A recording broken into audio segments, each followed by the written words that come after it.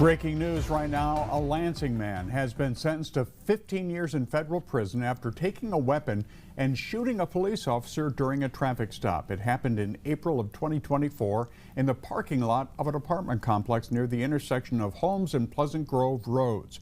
Police found suspected drugs and tried to arrest the driver, 30-year-old Andrial Ortiz. According to police, he resisted arrest, disarmed an officer, and fired a single shot, hitting the officer in the leg. Ortiz was convicted of being a felon in possession of a firearm. He is still facing state charges. iOS 6